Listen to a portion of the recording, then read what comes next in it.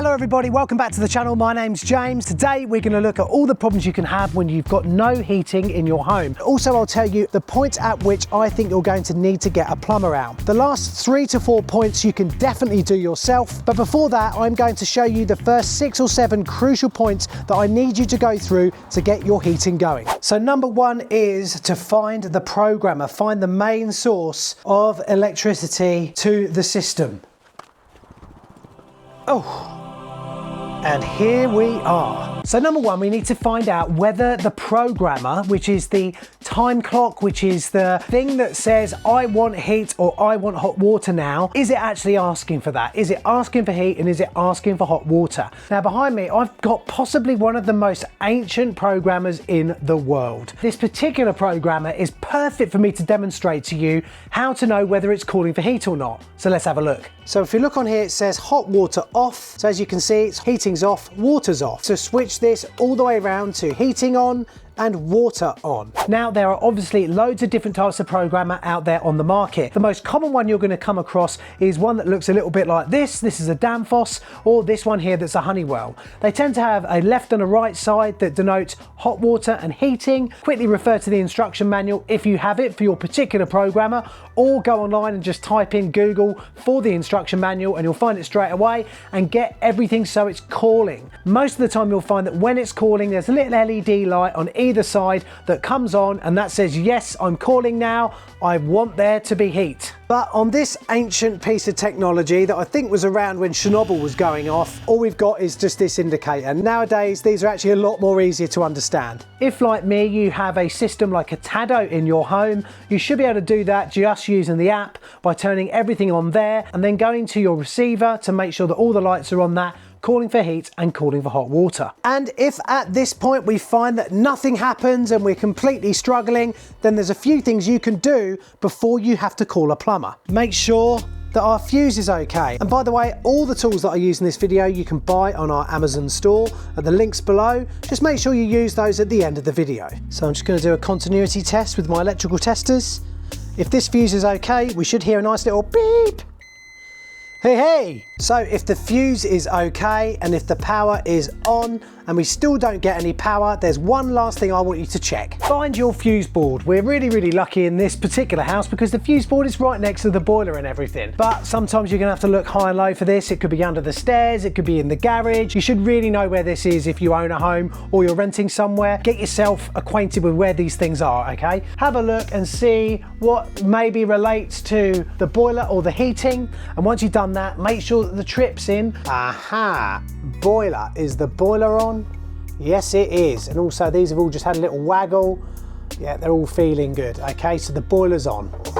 If you find that the heating system trip has tripped, reset the trip, and if it trips off straight away again, then I'm afraid you're probably going to have to ring up a plumber to come out and have a look at the problem. But if we find that the trips are in, the switch is on, and the fuse is in, and we've turned this to hot water on and heating on, and yet we still don't get any lights on it and no life, then it's very likely that your programmer is going to need to be replaced. Usually you need to get a plumber in for it. But if you have a programmer like this one here that has 2 little screws underneath, you can easily buy it. It just takes 2 slotted screws or 2 cross-headed screws once you've isolated the power to whip off the old programmer, pop a new one on, and then hopefully you should be up and running again. So let's move on to number 2. Say that the programmer is on and it's saying, yes, I want there to be power. Then is the boiler actually getting any power? On this Grant Vortex oil boiler, it's easy for us to see that we have got a power light and that the boiler should now be running. But if you find that you haven't got a power supply going, even though that the programmer's there and that's all calling, the best thing you can do is pop inside your house, find yourself the room thermostat and just turn it up to full, okay? If you've got a really old school type room thermostat with a twiddly knob on it, also make sure and have a little listen to hear if you can hear it clicking. If it's not clicking, you might need to change the room thermostat, which might mean you need to get a plumber out. And as you can see, our programmer is calling, our thermostat inside is calling. and the boiler is on, and you can probably hear it whipping away right now. However, if you find that the boiler is still not working, there's a couple of more things you can do before you have to go down the route of getting a plumber out in our next step. So let's do it. A lot of central heating systems have something like this in them, okay? This is a 2-port valve. You can also have these as a 3-port valve on what we call a Y-plan system. But the thing you need to know about for this job is it's open, and it's very, very simple to do. So we have a look at this little arm here, and if there's resistance on this arm here, that means it's closed. You can actually manually latch these open, just nice and carefully, moving against the motor, like so, and now that's latched manually open. Let me just turn the system on for you so you can actually see what this should look like if it is open and functioning correctly. And as you can see there, look, there's no resistance in that whatsoever. That means it is fully open and that the system is functioning correctly. But let's say you're absolutely 100% sure that this should be opening now. Don't despair just yet. There's one thing that you can do that's very, very simple as a check to see if you can get this going before you call a plumber out, and it's this. Number 1, turn the system off. Number 2, remove the fuse. Number 3, if the cover has this little dimple on it, you should be able to remove the head of the valve.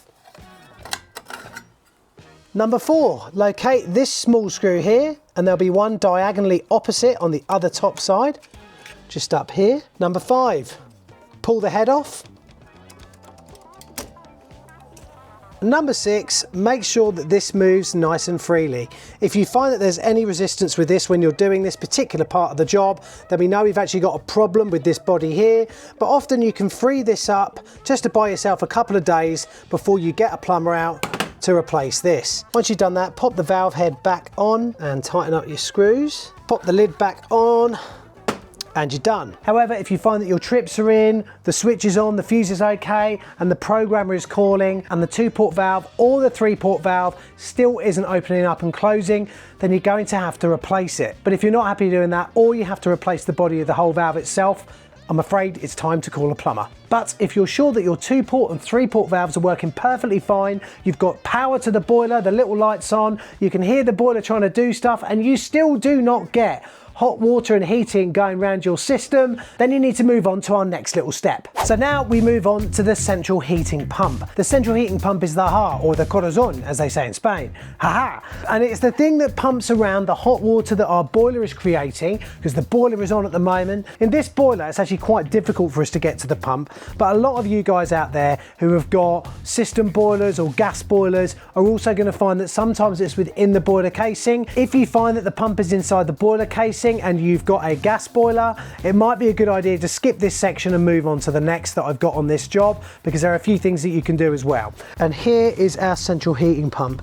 The first thing it's a good idea to do is to check that these are open. These only move a quarter turn. At the moment, the slot is in line with the pipe, which means they're open. If the slot was across the pipe, it would mean they were closed. If you have the old type, it just opens like a normal tap. You just wind it open. Remember, lefty loosey, righty tighty. So you want to move them left, okay? The next thing you want to do is just make sure that the pump is running. Usually you can kind of feel it. Sometimes you can get these really, really handy little magnets that will show, if you put it on the end of the pump, it will show it moving and moving around. I've left those in the Amazon store. Sometimes on the older type pump, like this Velo here, you can take the nut off the end and then use a small screwdriver to make sure that the shaft is spinning round. If it's not spinning, you can try and free it off, but sooner or later you're going to need to change that pump, and that's going to require a plumber. The next point is really, really simple. If you've got a gas boiler or a wall-mounted boiler, sometimes it's very easy for people when they're trying to top up the system or something like that, that they turn off the valves on the bottom of the boiler that stop the flow going round the radiators. If they are shut, you will be getting nothing around the system, and it's so easy for people to get this wrong if you've had someone playing around with the system to make sure that those valves are in the right position. Seriously easy to do, and you've just saved yourself calling out a plumber. The next step that I want to tell you about is so common that you can fairly easily fix yourself. But before I move on to that section, the most important thing you can do is, once you've got all the heating system going and you've managed to do that using this video, is to chill out and reward yourself with a lovely beer from Beer 52. Yes, that's right, I've teamed up with Beer 52 to offer you 8 free unique craft beers as long as you pay £5.95 for the postage. Long-time fans of the channel will know that I love my beer, and I've actually been a member of Beer 52 for a good few years now. So when Grant reached out from the company and said, mate, can you tell people about Beer 52? I was only too happy to do it. I can tell you from experience, you get a whole range of beers from lovely dark porters, which I particularly love, especially on a nice winter's night, all the way up to those nice refreshing crisp neepers as well, absolutely delicious, and a nice range of strengths as well. You also get in every box some delicious snacks. We've got some baked pretzels that are going to last literally 3 seconds with a nice cold beer, and also some sizzling spice crunchy cool nibbles. I'm going to try the Brothers-in-Law Hazy Australian Pale Ale, mainly because I love cricket and I love beating Australia. Oh, listen to that, and look at that nice little bit of fromage. Oh my God, doesn't that look tasty? Oh, now would you look at the colour on that? Now that is refreshing. You could get a box just like this worth £27 delivered for free to your door as long as you cover the postage charge by using the special code beer52.com/plumber. That's beer52.com/plumber. Claiming the offer will make you a member of the beer club, just like I am, but you can pause or cancel your subscription at any time. And I can tell you from personal experience that you won't want to. It's sponsors like Beer 52 that keep my channel going, so please help me and Beer 52 out by signing up to beer52.com/plumber and getting your free box right now. Oh, delicious. Let's get on with the most common problem that I come across all the time when it comes to people not being able to get their central heating going. You should be able to check these yourself and figure out whether you need to get a plumber or not. And it's low pressure in the heating system. If you have a pressure gauge on your heating system that shows 0 pressure, then you've probably got a problem with the water pressure in the system. And there's a few things I'm going to go through in a few seconds time to try and teach you how to fix or at least diagnose that problem. So number one, you've got no water pressure in the heating system. The gauge is reading 0. If you don't have a gauge or you don't know where it is and you've got a gas boiler, and there's a few different ways that these boiler manufacturers are going to say, oi, I've got low water pressure. Valence boilers come up with an F22 fault, Ideal boilers come up with an F1 fault, and Worcester Bosch's come up with a 1017W fault, which is a lot longer as a fault code. I honestly don't know why they've done it like that. So let's go through a few of the fixes that you can do if you found out that your boiler is low on pressure. Number one, just have a good look all over the place to see whether we've got any leaks anywhere. The main reason that we lose pressure on heating systems is because of leaks. And you need to be aware that these leaks can be anywhere. On a radiator, no leak there, good. Pipework looking good there, yeah, all good. And always just run your hands around everything, make sure there's no leaks on the pipes, anything like that. That can be the reason for that brown wet patch on the ceiling. Okay, I know there's not one here, but there's no leaks here at the moment. They could even be under your floorboards, who knows? If you think you found and fixed the leak, then it's very easy for you to use the filling loop of the heating system, one that we've got behind us here, to straight away get everything filled up again. They always kind of look like this, and we have this valve on here that we can open up and start topping up the pressure in the system. Always make sure once you've done that you turn both of these off, and really you should remove this flexible braid. Often you'll find the filling loop in the airing cupboard, or if you've got a combi boiler or a gas boiler, they're generally on the bottom and they can look anything like the ones that I'm showing you here. There are sneaky places that heating systems can leak from without actually showing that there's anything on the floor or on the ceiling, and that's usually out of this thing here. It's called a high pressure relief valve, and if we look at this one closely we can see that it's draining off out into this waste pipe here, which means it's not going to show that there's any leak. We've got a little tundish here as well that we can just pop our finger on and check that to make sure it's okay. But on most domestic homes you're going to find that the pipe actually just goes outside. Generally the pipe comes directly out the back of the boiler and through the wall if you've got a normal combi boiler, but just have a good look around. If you can find this on the system, you usually find them in the bottom of the boiler or in the airing cupboard, make sure that that's okay and make sure that it's not leaking. Another reason that we could be losing pressure in the heating system is because it's not properly inhibited.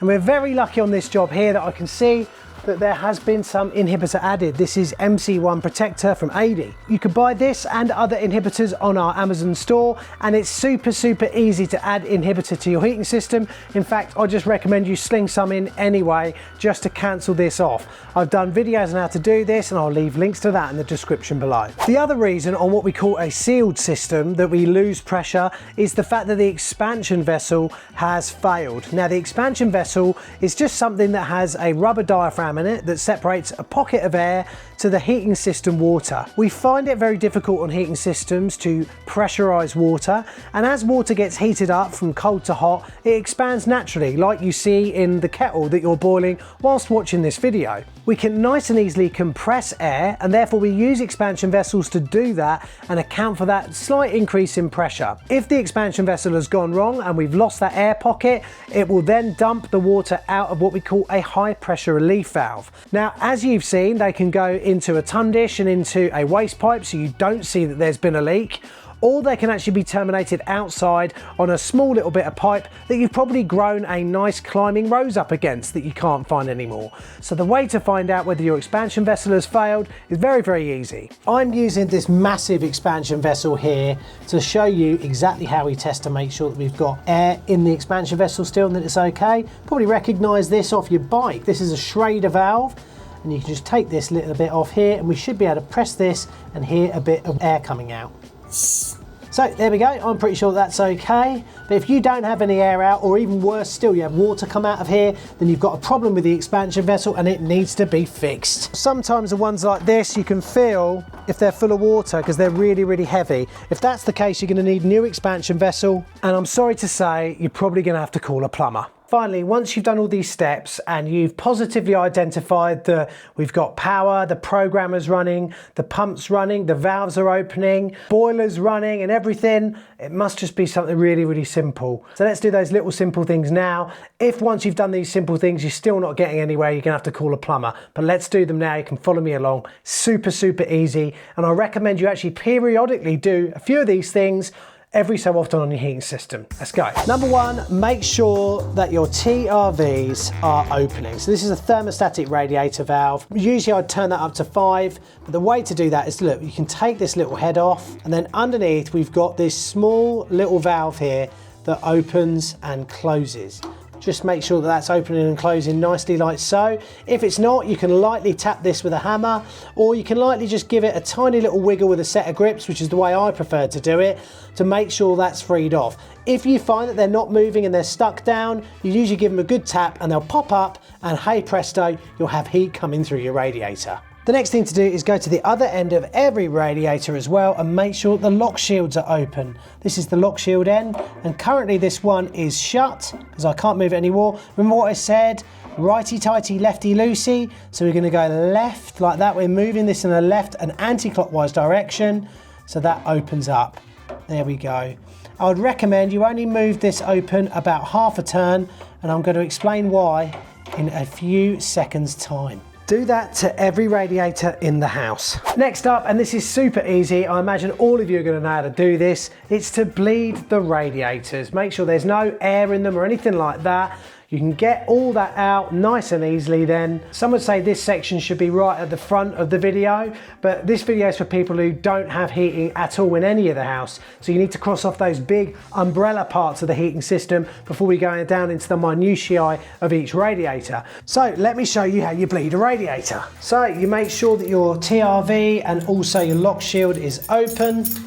I've got a radiator key on my keys all the time. Get yourself a little cloth and then you can just open that up and look, we've got water coming out of there. So now we know that this radiator is nicely bled. Usually as well, if the heating is on, you can put your hand at the bottom and feel the heat creeping up the radiator as air is expelled. And then you know, yes, I've managed to fix the problem. Just make sure after you've gone around and bled all of the radiators that you top up the pressure in the heating system if you've got a pressure gauge and a little filling loop. If the system is tank fed by a tiny little tank in the loft, it should top itself up. Sometimes after doing this, it's a great idea to top up the inhibitor in the heating system as well. Lastly, the thing you should do if you're finding that you're getting some radiators hot but others aren't, is to balance the heating system. We use the lock shield end to balance the heating system, and all we're doing then is distributing evenly the hot water that we're creating in the boiler and pumping around with the pump evenly throughout all the radiators in the house. Water will always naturally take the easiest course when it comes to a circuit, and sometimes if you've got a new extension or you've got a few radiators that have been added to the heating system, you'll find that the water isn't fully pushed all the way down there.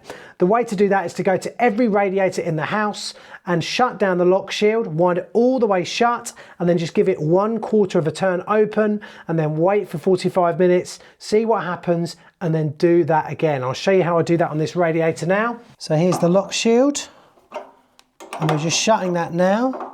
And I'll show you from above. All I want to do is open this by a quarter of a turn. So that is that much. And then just wait 45 minutes. If the radiator doesn't get really, really hot, all you need to do is just give it a little bit more. And do that to every radiator until you're really happy that they're all getting warm and they're all getting nice and hot, and then you've balanced the system. I'm going to say that it's going to take you a little bit of patience, and make sure that you've got the time to do that particular stage. If after doing all of the things that I've described for you today, you still aren't getting hot, then the first thing you've got to go and do is get some beer 52 on the go, because that's delicious. But also you're going to have to call a plumber as well. And if he's round there and he gets you sorted out, why don't you give him a quick beer 52 beer on top of that, on top of your payment, just to say thank you to him. Before you go anywhere, click on this video here. This is a video of me drilling a hole into a water pipe in a floor. It was terrifying. I didn't mean to do it, and it was a nightmare to sort out, but I think you guys are going to watch it because everyone loves seeing someone struggle on YouTube, and you're going to love it as well. So go and watch that now. Click subscribe, click the like, comment below if I've missed anything out, and I'll see you in the next Plumber Parts video. Hold tight!